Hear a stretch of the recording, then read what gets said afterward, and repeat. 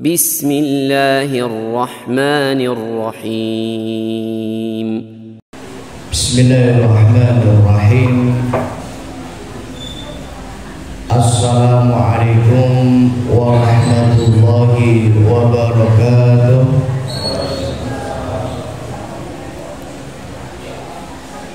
Innal hamdalillah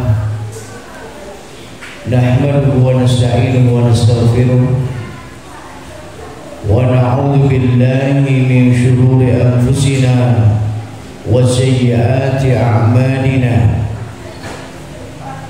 Man yahdihillahu fala mudilla lahu wa man yudlil fala hadiya lahu.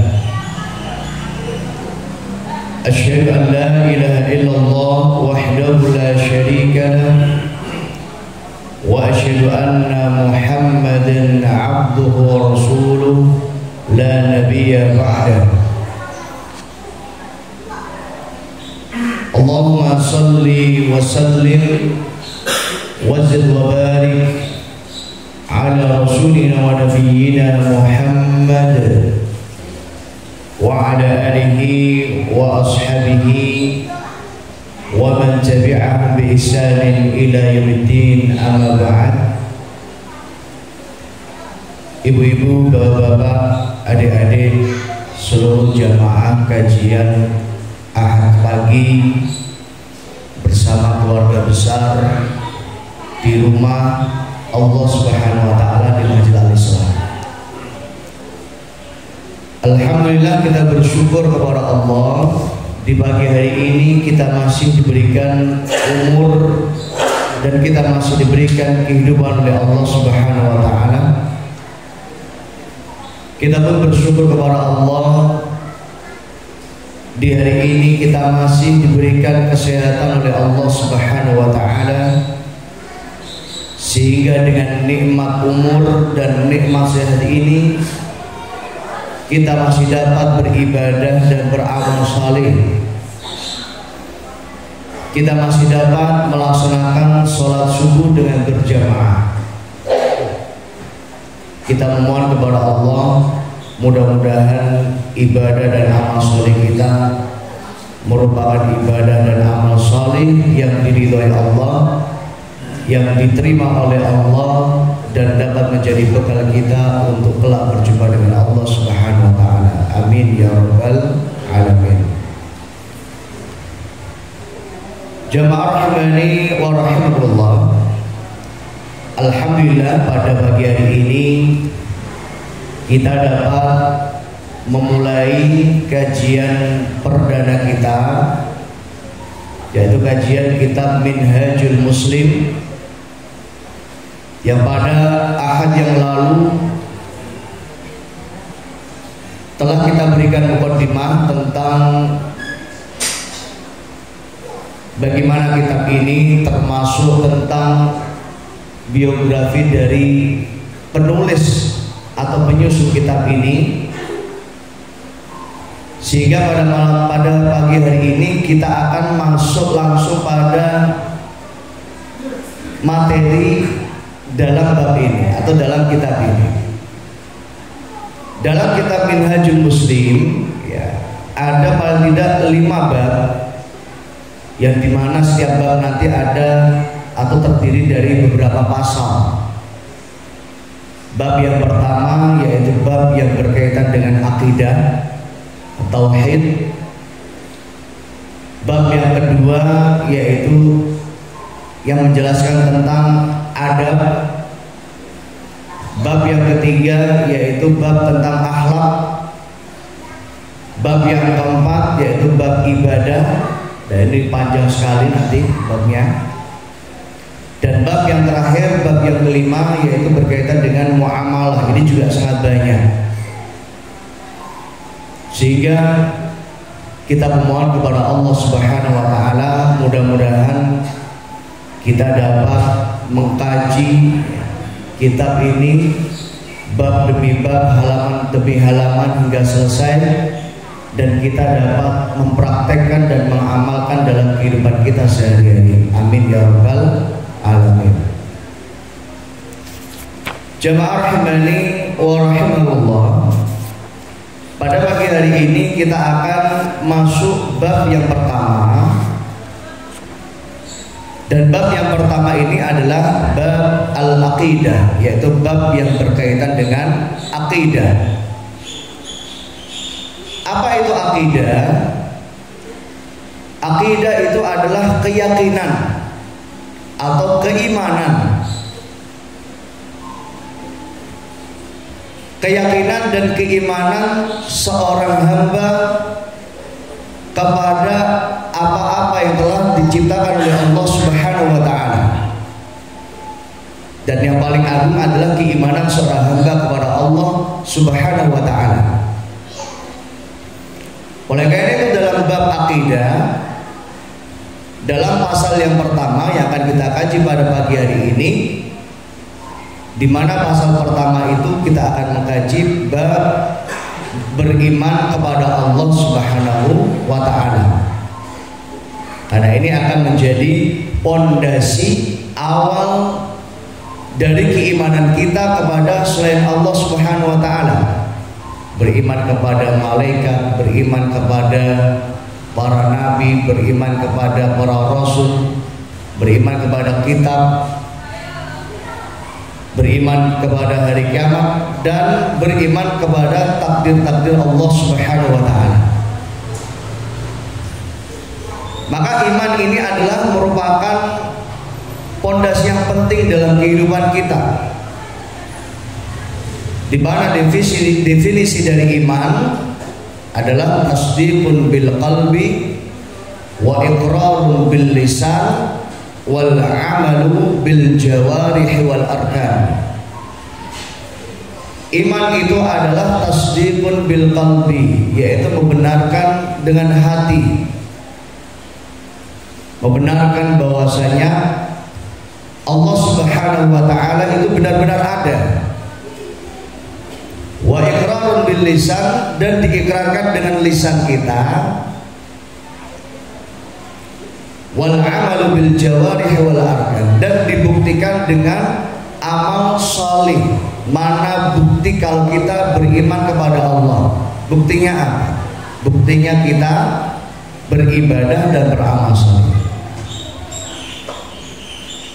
Maka iman adalah tasdiqun bil qalbi, membenarkan di dalam hati, wa iqrarun bil lisan, diikrarkan dengan lisan, wal amalu bil jawarih wal arkan, dan dibuktikan dengan amal dan ibadah. Maka iman itu tidak cukup dengan pengakuan.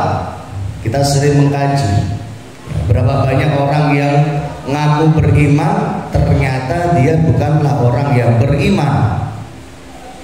Berapa banyak mereka yang KTP-nya Islam, ternyata dia jauh dari nilai-nilai Islam.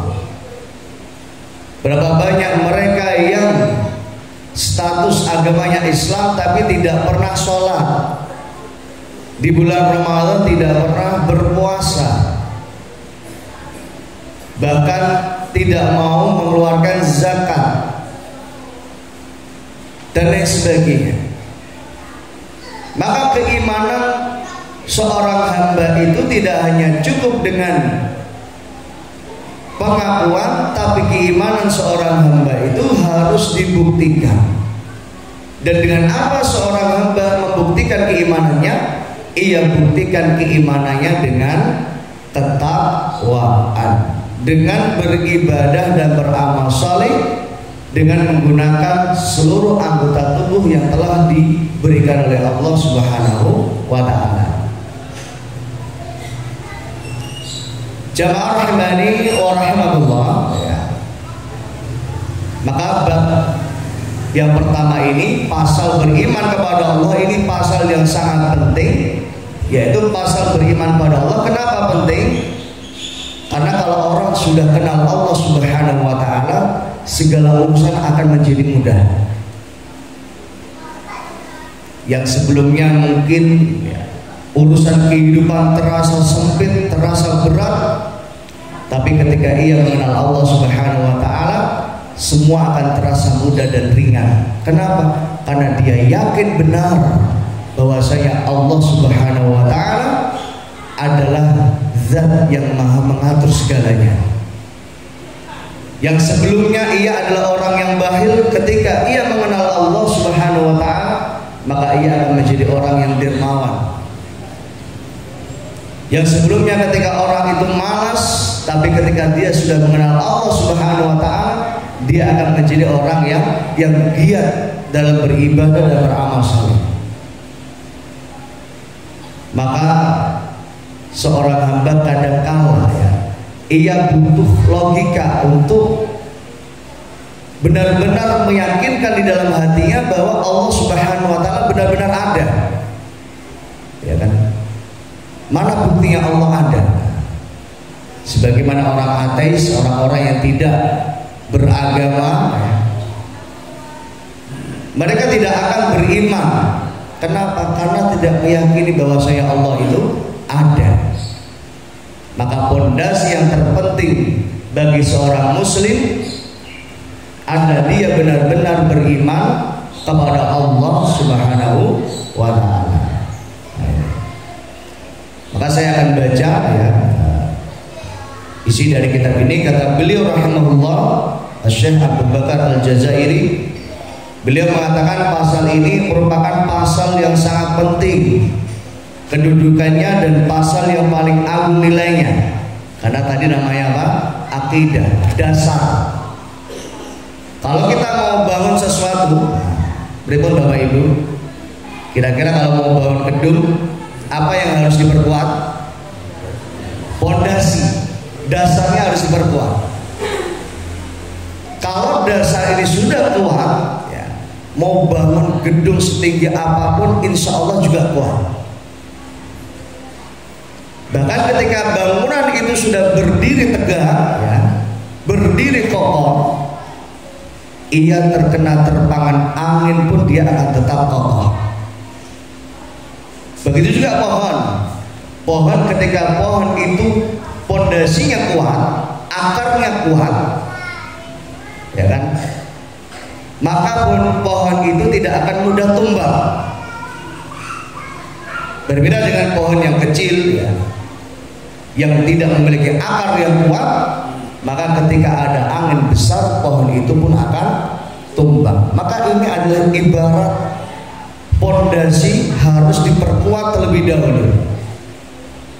Maka wajib seorang mukmin memperkuat pondasinya, dan pondasi yang paling penting adalah akidah, keimanan. Maka kata beliau, pasal yang paling penting kedudukannya dan paling agung nilainya. Mengapa? Sebab seluruh kehidupan seorang muslim berpusat di situ dan terbentuk karenanya. Maka tadi, orang kalau sudah akidahnya benar, imannya kuat, seberat apapun kehidupan yang ia akan hadapi, dia akan tetap kuat. Kenapa? Karena dia telah beriman kepada Allah Subhanahu wa ta'ala. Pondasinya kuat.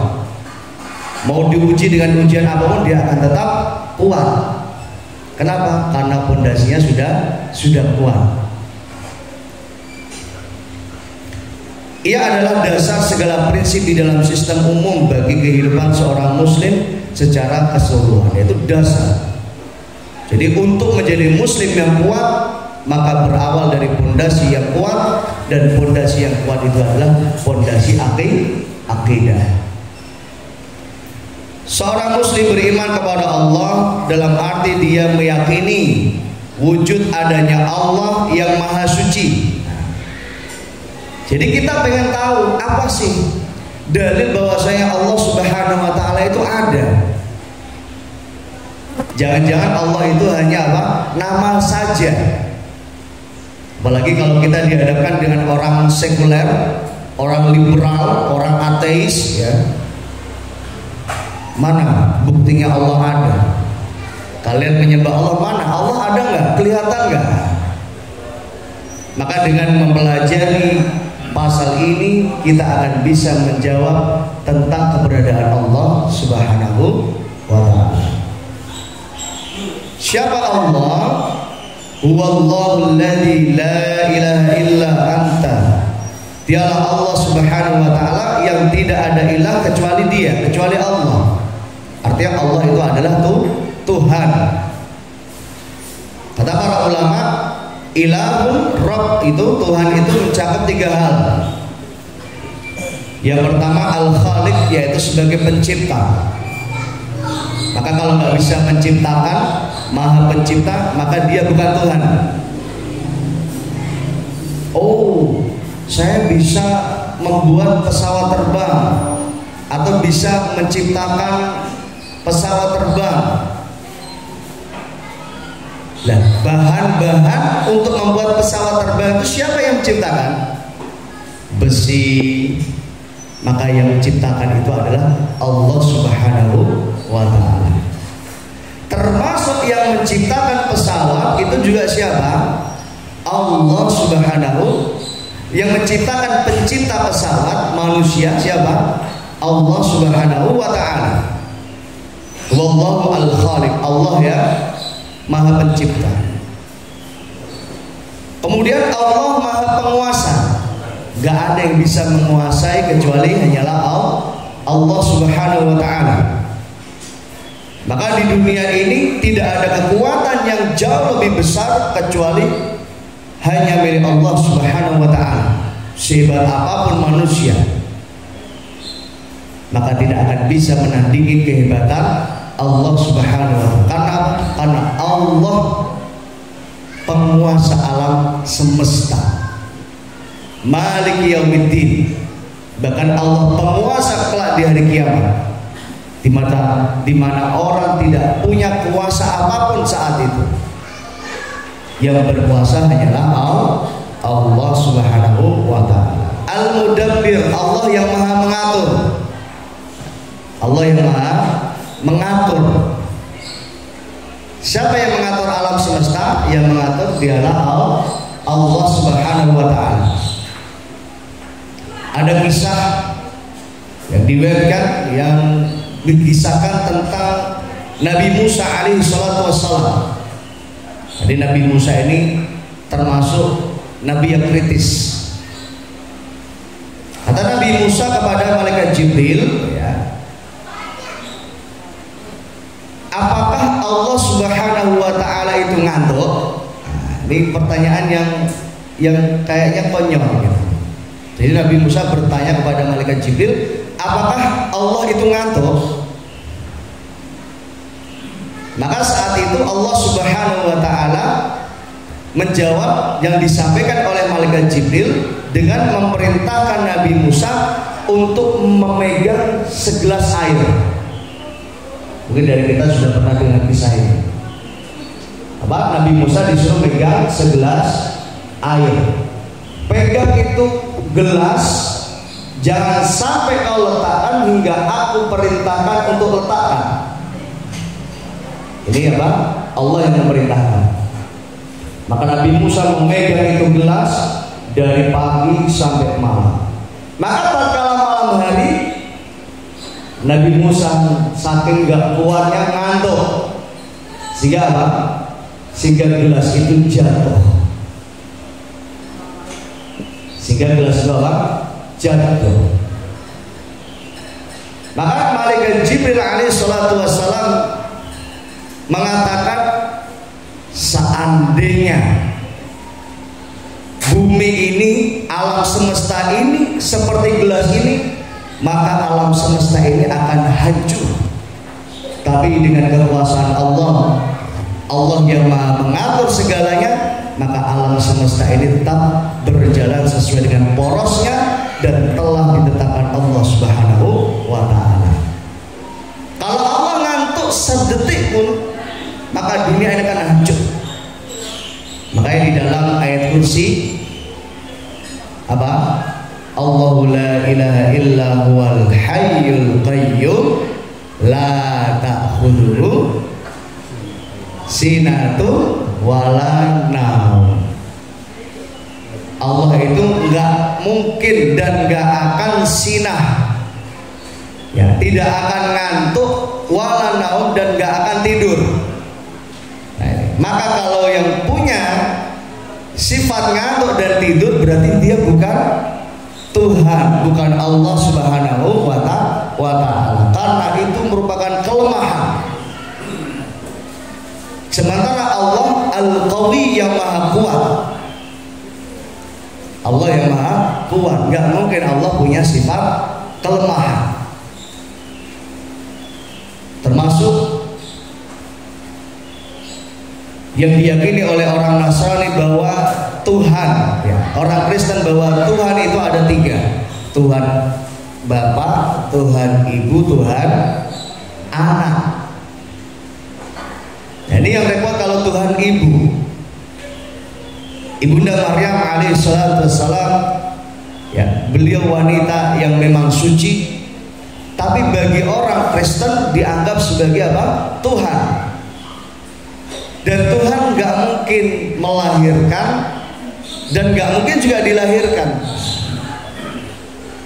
Karena kalau yang melahirkan dan dilahirkan itu juga bukan sifat Tuhan. Qul huwallahu ahad, Allahus samad. Apa Bapak Ibu? Lam yalid wa lam yulad. Tidak akan yalid, tidak akan melahirkan dan tidak akan dilahirkan. Maka kalau dilahirkan atau melahirkan, maka ini bukan sifat Tuhan. Ini adalah sifat apa? Makhluk. Manusia ataupun jin. Jin melahirkan, dilahirkan enggak? Iya, jin juga punya anak. Binatang. Ini sifat-sifat makhluk yang lemah. Walam yakul lahu kufuwan ahad. Dan Allah enggak serupa dengan apapun. Nah, ini Allah Subhanahu wa ta'ala. Maka Allah pencipta, penguasa dan pengatur segala sesuatu, dan Allah juga pemilik segala sesuatu. Jadi pengatur itu tadi. Kalau alam semesta ini tidak di bawah aturan Allah Subhanahu wa ta'ala, maka akan hancur. Kalau Allah ngantuk 1 detik saja, maka dunia ini seperti apa tadi? Gelas yang dibawa oleh Nabi Musa alaihissalam akan jatuh. Ya jemaah rahimani wa rahimakumullah, tiada Tuhan sesembahan yang berhak untuk disembah kecuali Dia, yaitu kecuali Allah Subhanahu wa ta'ala, dengan segala sifat kesempurnaan. Maka kalau nggak sempurna berarti bukan Tuhan, karena yang maha sempurna hanyalah Tuhan, hanyalah Allah Subhanahu wa ta'ala. Maka kalau nggak sempurna berarti dia makhluk. Selain Allah berarti makhluk semua. Dan suci dari segala kekurangan. Al-Quddus, yang maha suci. Munazzihun anis sifatin naqais, yang jauh dari sifat kekurangan. Karena nggak mungkin Allah punya kekurangan. Mustahil bagi Allah Subhanahu wa ta'ala. Maka pada pagi hari ini kita akan mengkaji dalil-dalil tentang keberadaan Allah Subhanahu wa ta'ala, agar keimanan kita kepada Allah semakin mengakar kuat, dan ini merupakan pondasi dalam kehidupan kita. Maka Syekh Abu Bakar Al-Jazair rahimahullah ta'ala, Masya Allah, beliau mengarang kitab ini itu kurang lebih 2 tahun, ya, kurang lebih 2 tahun. Dan Masya Allah, beliau memaparkan dalil tidak hanya satu sisi saja, atau dalil naqli atau wahyu Quran Sunnah, tidak, tapi juga beliau nanti akan menambah dalil dengan dalil akli, logika. Karena kadang-kala orang tidak percaya dengan Quran dan Sunnah, dia lebih percaya dengan logika. Berapa banyak orang kafir masuk Islam karena apa? Karena ia menerima logika, ya kan? Maka ini penting untuk kita kaji. Maka kita masuk pada dalil yang pertama, yaitu dalil naqli, yaitu wahyu, yaitu dari Al-Quran, di mana dalil ini akan menjelaskan tentang wujudnya Allah atau adanya Allah Subhanahu wa taala. Ini panjenengan kalau ditanya dalilnya apa? Ada Allah itu apa? Maka insya Allah setelah mengetahui panjenengan bisa menjawab bahwa Allah itu apa? Ada.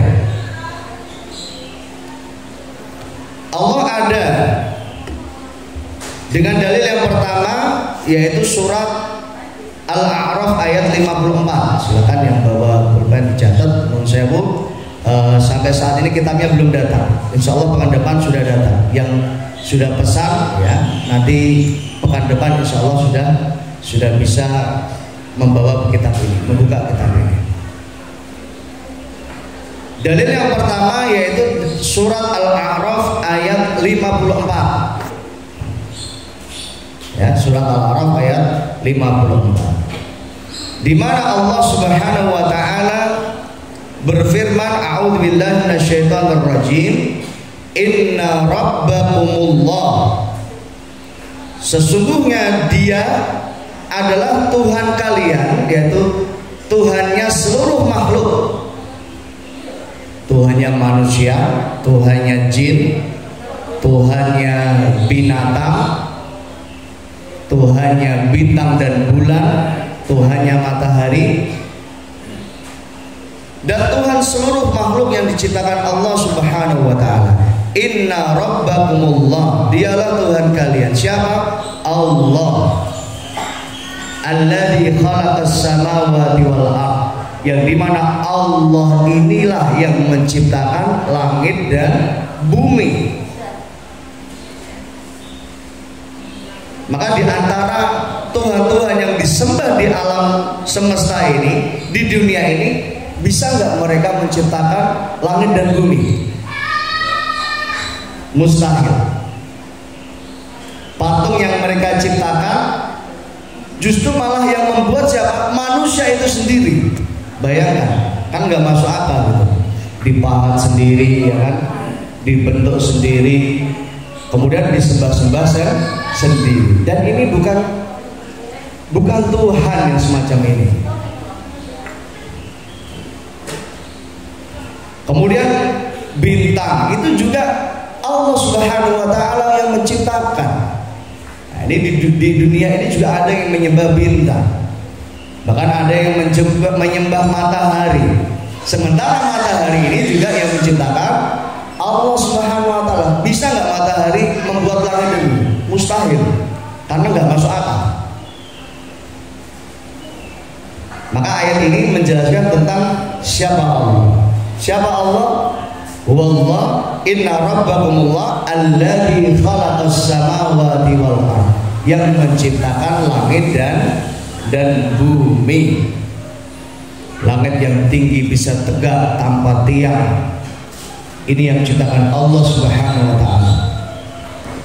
Hujan yang turun dari awan, dan masya Allah turunnya juga apa? Tidak langsung menghancurkan alam semesta, tidak menghancurkan rumah-rumah. Ini juga Allah Subhanahu wa taala yang menurunkan. Dialah Allah yang menciptakan langit dan bumi fi sittati ayyam, pada 6 masa. Ini tafsir yang tepat ya, pada 6 masa, sittati ayyam. Sebagian ada menafsirkan 6 hari. Cuma kadang-kala manusia kalau membayangkan hari itu ya seperti hari-harinya manusia. Maka fi sittati ayyam ini apa? 6 masa. Dan berapa lama masa itu? Tentu hanya Allah Subhanahu wa taala yang tahu. 6 masa. Fi sittati ayyam. Jadi Allah ciptakan langit dan bumi fi sittati ayyam. Summa stawa 'alal 'arsy. Kemudian setelah menciptakan langit dan bumi, Allah beristiwa di atas arsy. Allah di mana? Allah berada di arsy, dan ini adalah merupakan akidah Ahlus Sunnah wal Jamaah. Ketika ada yang mengatakan Allah berada di mana-mana, maka ini adalah pendapat yang batil. Ketika mereka mengatakan Allah ada tapi nggak punya tempat, nah, ini juga adalah pendapat yang bertentangan dengan dalil yang telah disebutkan Allah di dalam Al-Quran. Karena Allah menyebutkan Allah berada di Arsy dalam surat Ar-Rahman. Allah berfirman, a'udzubillahi minasyaitonirrajim, Ar-Rahman 'alal 'arsy istawa. Allah Zat yang Maha Rahman dan Allah beristiwa di atas Arsy. Adapun kewajiban kita hanyalah mengimani bahwasanya Allah beristiwa di atas Arsy, dan bukan merupakan tugas kita untuk bertanya bagaimana duduknya atau istiwanya Allah, atau bertanya bagaimana arsy-nya Allah itu. Tapi kewajiban kita hanya mengimani bahwasanya Ar-Rahman 'alal 'arsy istawa. Allah beristiwa di atas arsy. Termasuk dalam ayat ini summa stawa 'alal 'arsy, dan Allah beristiwa di atas arsy. Nah, ini adalah dalil yang mengatakan bukan manusia, bukan kiai, bukan ustaz, bukan profesor, tapi yang berfirman langsung adalah Allah Subhanahu wa ta'ala. Nah, panjenengan lebih percaya ucapan manusia apa Allah? Nah, maka tentu kita mendahulukan apa yang difirmankan Allah Subhanahu wa ta'ala. Ketika Allah mengatakan Allah beristiwa di atas arsy, itulah yang harus kita imani. Nah, ini adalah merupakan akidah. Ini adalah fondasi keimanan. Maka setelah Allah menciptakan langit dan bumi, ya, selama sittati ayyam, 6 masa, summa stawa 'alal arsy, Allah beristiwa di arsy. Yuksil lailan nahar. Nah, ini diantara kekuasaan Allah. Allah itu mampu yuksil laila an-nahar, mampu menutup malam dengan datangnya siang. Karena nggak akan bisa yang membuat semacam itu kecuali Allah Subhanahu wa ta'ala. Yatslubuhu hasisan, yang bergerak dengan cepat, berpindah dengan cepat. Ya. Dan semua sesuai dengan kadar yang telah ditetapkan Allah Subhanahu wa ta'ala. Nggak mungkin ya malam mendahului siang atau siang mendahului malam. Pasti setelah malam baru ada siang, setelah siang baru ada malam. Artinya siang ini adalah tampaknya matahari atau terik. Berarti dari pagi sampai sore itu namanya siang dalam ayat ini. Kalau dinamakan malam berarti ketika matahari terbenam sampai matahari nanti terbit kembali, itu malam sampai fajar. Maka Allah punya kuasa untuk merubah siang menjadi malam, untuk merubah malam menjadi siang. Wasyamsa wal qamara wan nujum musakhkharatin bi amri. Ini juga penting. Dan asyams matahari, al-qamar yaitu bulan, wan nujum dan bintang-bintang, musakhkharatin bi amri, semuanya tunduk dan patuh kepada Allah Subhanahu wa ta'ala. Dan ketika bulan, matahari atau bintang itu munculnya pun dengan perintah Allah. Matahari, bulan dan bintang sirna atau terbenam pun itu juga perintah Allah Subhanahu wa ta'ala. Maka kalau malam tiba-tiba ada matahari, ini kira-kira bagaimana? Atau siang tiba-tiba ada bulan purnama. Nah, ini maka sesuatu yang mustahil, karena malam hari adanya bulan dan bintang, siang hari adanya matahari. Dan musakhkharatin bi amri, semuanya tunduk dan patuh hanya kepada Allah. Maka manusia kewajibannya juga sama, harus tunduk dan patuh kepada Allah.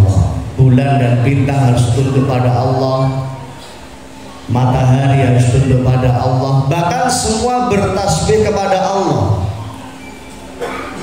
Di dalam ayat lain Allah berfirman, a'udzubillahi minasyaitonirrajim, yusabbihu lillahi man fis samawati wa man fil ard.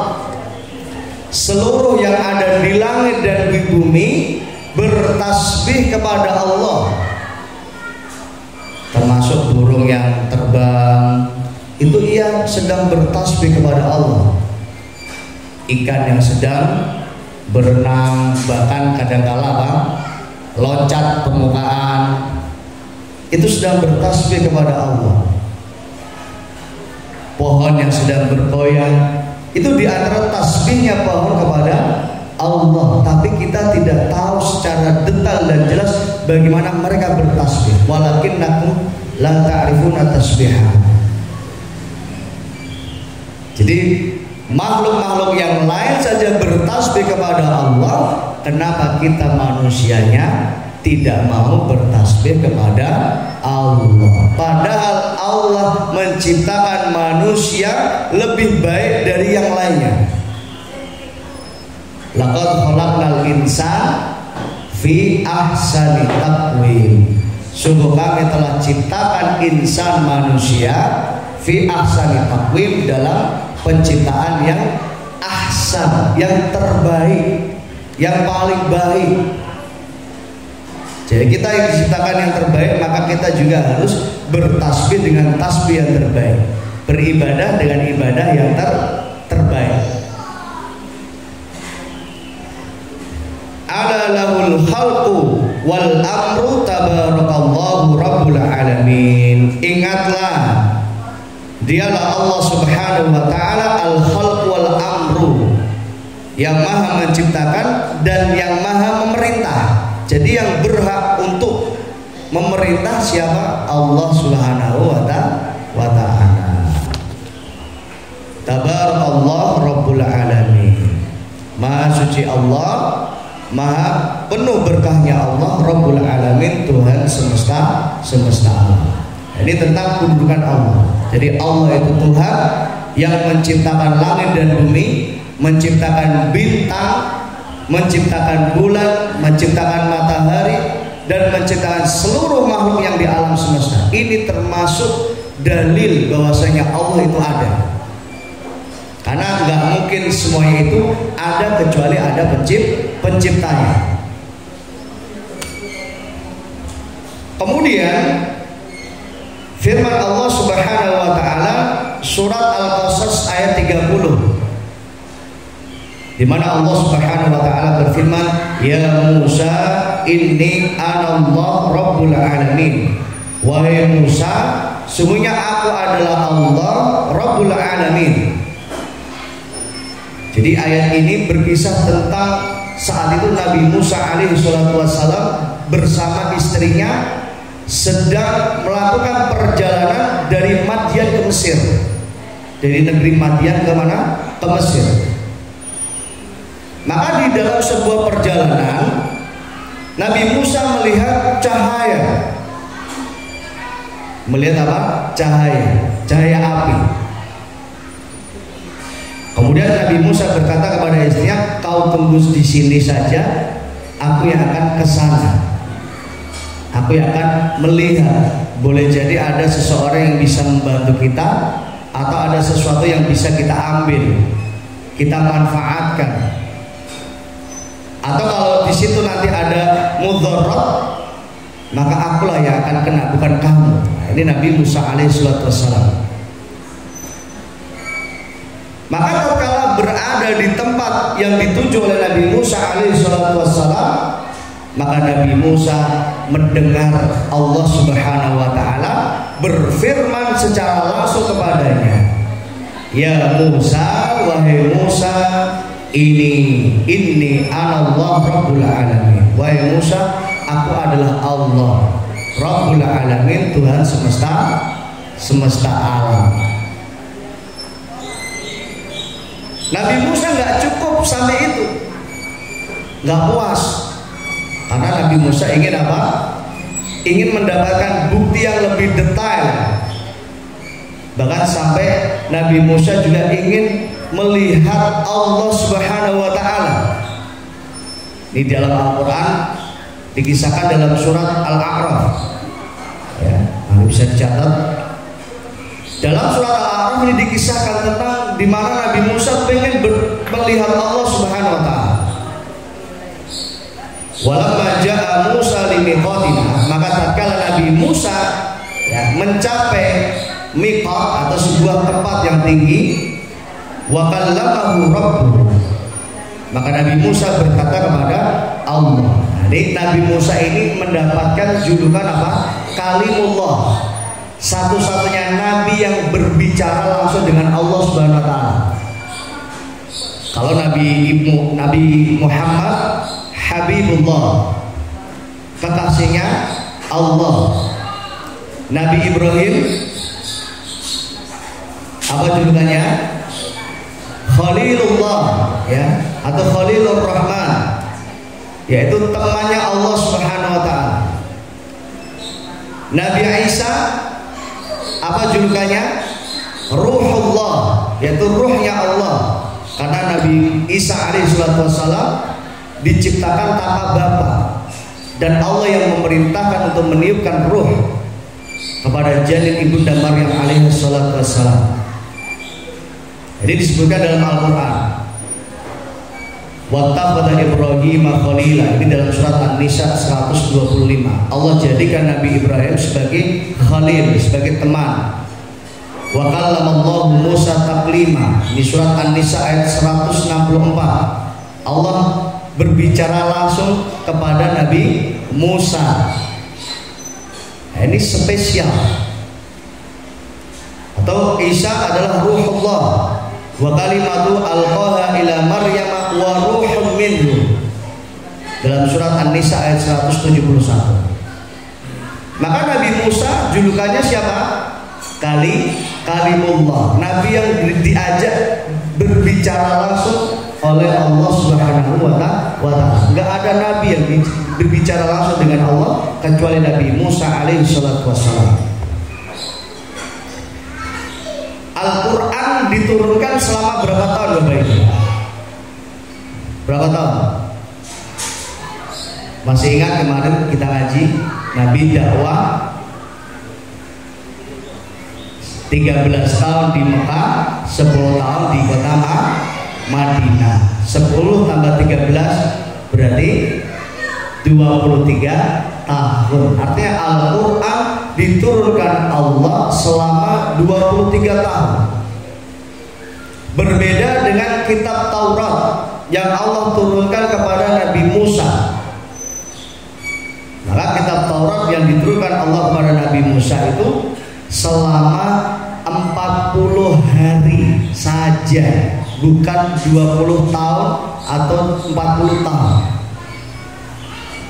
Jadi Nabi Musa menerima wahyu, menerima kitab Taurat berapa hari Bapak Ibu? 40 hari. Maka di hari yang ke-37, nah ini terjadi dialog antara Nabi Musa dengan Allah Subhanahu wa ta'ala. Nabi Musa berkata kepada Allah, Rabbi arini andur ilaika, ya Allah, izinkan aku untuk bisa melihatmu. Ya. Atau silakan dibuka Qurannya, surat Al-A'raf. Yang bawa HP, buka surat Al-A'raf ayat 43. Ini kisah yang sangat lengkap, ya, bercerita tentang bagaimana Nabi Musa alaihi salatu wassalam ingin bertemu dengan Allah Subhanahu wa ta'ala. Surat Al-A'raf ayat 43.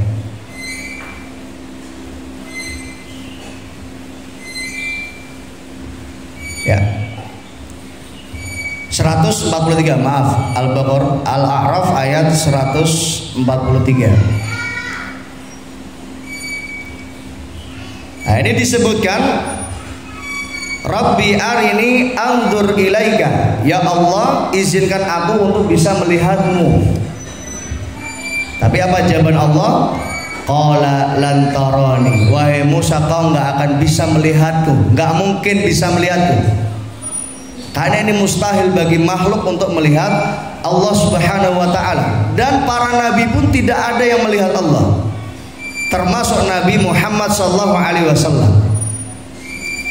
Ketika Nabi Muhammad sallallahu alaihi wasallam baru menikah dengan Aisyah radhiyallahu taala anha. Ini Aisyah ini termasuk terkenalnya adalah istri yang cerdas. Maka Aisyah bertanya kepada Nabi, "Hal tara rabbaka?" Wahai Muhammad atau wahai suamiku, apakah ketika Isra Mi'raj engkau melihat Allah Subhanahu wa taala? Apa jawaban Nabi? Allah nurun ala nurin. Allah itu cahaya di atas cahaya, dan gak mungkin makhluk bisa melihat Allah Subhanahu wa taala. Kapan seorang mukmin bisa melihat Allah? Seorang mukmin melihat Allah pertama kali adalah nanti di hari kiamat ketika manusia berada di padang mahsyar. Berada di padang mahsyar, dan ini tidak melihat Allah secara langsung, tapi hanya melihat cahayanya Allah Subhanahu wa taala. Tapi di antara keistimewaan yang Allah berikan kepada orang yang beriman, bisa langsung berbicara kepada Allah tanpa ada penerjemah. Oh, ini masya Allah. Ini keutamaan orang yang beriman. Di hari kiamat di padang mahsyar, ya, bisa berbicara dengan Allah, ya, tanpa butuh penerjemah. Baru nanti ketika orang itu ya masuk surga, barulah nanti bisa melihat Allah Subhanahu wa taala. Diriwayatkan dalam hadis, ya, ketika penduduk surga semua telah masuk surga, termasuk yang akhir-akhir masuk surga, ya, semua sudah masuk surga, maka Allah Subhanahu wa taala bertanya kepada penghuni surga saat itu, adakah nikmat apa lagi yang ingin kalian inginkan, wahai penghuni surga? Jadi Allah bertanya kepada penghuni surga, nikmat apa lagi yang kalian inginkan? Maka penduduk surga mengatakan, tidak ada nikmat yang lebih agung ya Allah kecuali Kau masukkan kami ke dalam surga dan selamatkan kami dari api neraka. Jadi mudah-mudahan kita termasuk yang nanti dimasukkan Allah ke dalam surga dan dijauhkan Allah dari api neraka. Amin ya rabbal alamin. Nikmat apa lagi yang paling agung ya Allah kecuali Kau selamatkan kami ke dalam dari api neraka dan masukkan kami ke dalam surga. Dan itu juga Allah yang menyebutkan di dalam Quran. Faman zuhsiha 'anil nar wa udkhilal jannah faqad faza. Siapa yang Allah jauhkan dari api neraka, wa udkhilal jannah, dan masukkan ke dalam surga, faqad faza, maka dia telah menang, dia telah beruntung, dia telah berhasil.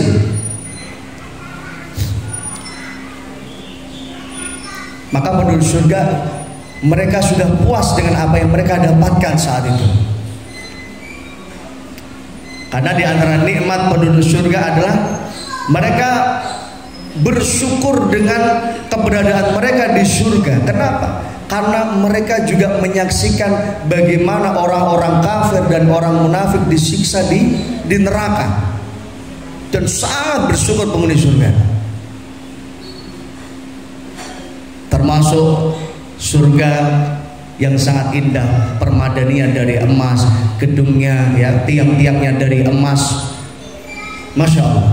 Tajri min tahtihal anhar, mengalir sungai-sungai dari khamar, dari susu dan lain sebagainya.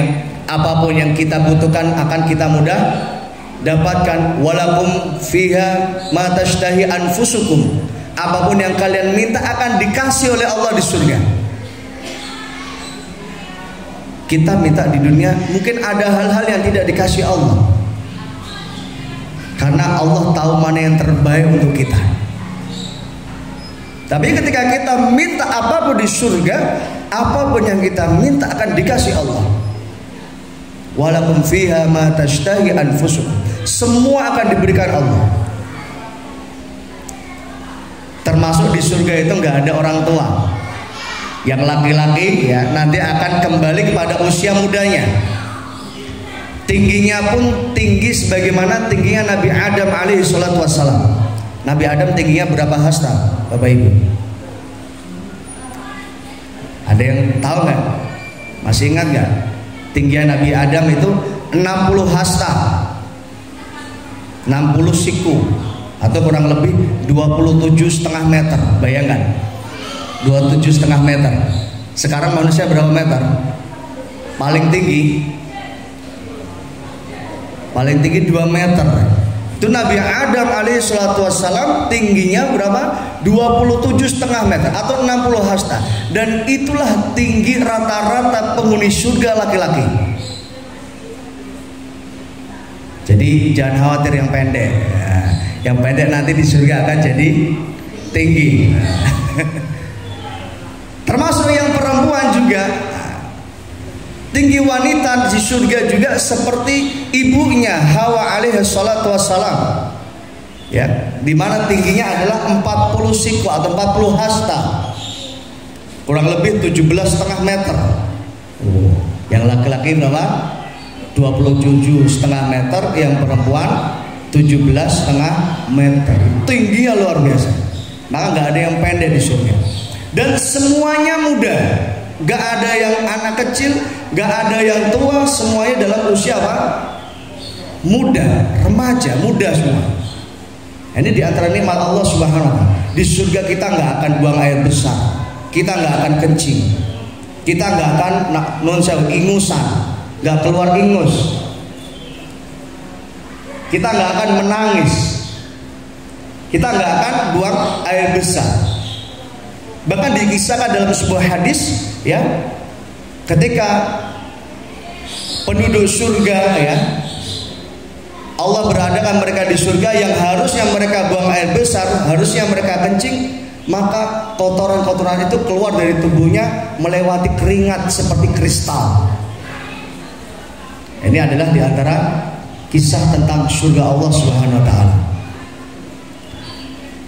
Bahkan disebutkan dalam riwayat setiap hari Kamis, ya, setiap laki-laki itu akan kembali dimudahkan oleh Allah Subhanahu wa Ta'ala. Kulitnya menjadi semakin segar kembali dan lain sebagainya. Maka nanti gak ada salon di surga. Karena apa? Secara otomatis akan menjadi baik. Termasuk ketika kembali ke istri-istri mereka pun dalam kondisi yang terbaik. Karena di surga nanti apa? Semuanya akan berpasang-pasangan. Gak ada yang sendirian di surga. Yang di dunianya masih sendirian, jangan khawatir. Pasti Allah sediakan apa? Pasangan di surga. Karena semuanya akan berpasang-pasangan. Walakum fiha azwajun mutahharatun hum fiha khalidun. Masing-masing punya pasangan yang mutahharah, yang suci. Hum fiha khalidun, kekal di dalamnya. Ini kisah sekilas tentang surga, supaya kita lebih bersemangat dalam beribadah dan beramal saleh. Maka ketika seluruh penghuni surga itu merasakan nikmat-nikmat di surga, maka Allah berfirman kepada mereka, apalagi yang kalian inginkan? Maka penghuni surga menjawab, tidak ada nikmat yang lebih agung kecuali kau selamatkan kami dari api neraka, masukkan kami ke dalam surga. Maka saat itu Allah Subhanahu wa Ta'ala membuka tabirnya. Allah membuka tabirnya, dan saat itulah penghuni surga dapat melihat Allah Subhanahu wa Ta'ala. Dan para ulama semua bersepakat di antara nikmat surga dan nikmat surga yang paling tinggi adalah di mana seorang hamba bisa melihat Allah Subhanahu wa taala. Makanya Nabi Shallallahu alaihi wasallam mengajarkan kita doa supaya kita nanti di surga bisa melihat Allah. Di antara doa yang diajarkan Nabi Shallallahu alaihi wasallam, Allahumma inni as'aluka ladzatan nadhari ilaika. Ya Allah, aku memohon kepadamu ya Allah untuk merasakan kelezatan dan kenikmatan bisa melihat wajahmu ya Allah. Allah yang menciptakan kita semua. Mudah-mudahan kita bisa melihat Allah Subhanahu wa taala. Amin ya rabbal alamin. Kembali kepada kisah Nabi Musa. Terakhir ya. Maka Allah menjawab, lantaroni, kau nggak bisa melihat aku wahai Musa. Karena mustahil, nggak bisa. Allah itu dilihat di dunia, nanti baru lihatnya nanti di surga. Lantaran nggak bisa melihat aku. Kemudian Allah berfirman, walakin unzur ilal jabal. Tapi kau lihat itu gunung. Lihat apa? Gunung Tursina namanya. Walakin unzur ilal jabal. Lihatlah gunung. Fa in istaqarra makanahu fasawfa tarani. Maka apabila kamu bisa melihat gunung itu tetap berada di tempatnya dan tidak berpindah, maka kau akan melihatku wahai Musa. Jadi Allah mintanya Nabi Musa apa? Lihat saja gunung. Kalau gunung itu enggak geser, enggak pindah, kau pasti bisa melihatku. Falamma tajalla, maka tatkala Allah Subhanahu wa taala akan menampakkan dirinya, baru sinarnya. Falamma tajalla rabbahu lil jabal, maka ketika Allah memperlihatkan sinarnya di hadapan gunung ini, ja'alahu dakkan, maka Allah Subhanahu wa taala ya, dengan maha agungnya gunung-gunung itu secara spontan hancur. Karena apa? Tidak kuat melihat Allah Subhanahu wa ta'ala. Jadi gunung melihat Allah saja nggak kuat. Logikanya apalagi Musa, manusia. Maka Allah mengatakan lantaran nggak akan bisa melihatku di dunia. Gunung saja apa? Yang kokoh, yang kuat, ya, yang tinggi, yang itu adalah batu-batuan, itu aja hancur ketika melihat Allah Subhanahu wa taala. Wa kharra Musa sa'iqa, maka tatkala gunung itu hancur maka Nabi Musa pingsan karena saking kagetnya. Nabi Musa apa? Pingsan. Falamma afaqa, maka tatkala Nabi Musa sadar ya, bangun dari pingsannya, qala subhanaka tubtu ilaika wa ana awwalul mu'minin. Subhanaka, maha suci engkau ya Allah. Tubtu ilaika, aku taubat kepadamu. Karena apa? Mintanya yang neko. Tubtu ilaika, aku bertobat kepadamu ya Allah. Wa ana awwalul mu'minin, dan aku adalah yang pertama kali akan beriman kepadamu ya Allah. Ini adalah apa? Kisah ketika Nabi Musa ingin apa? Akan mendapatkan wahyu dari Allah selama 40 hari. Di hari yang ke-37 inilah peristiwa ini. Ya jamaah rahimani wa rahimakumullah, saya kira ini dulu. Insya Allah kita lanjutkan pekan depan ya. Tetap bersama kami di kajian Ahad pagi. Yang sudah memasang kitab, jangan khawatir, insya Allah pekan depan kita sudah bisa memegang kitabnya satu-satu supaya panjenengan juga bisa membaca ya, sambil saya menerangkan.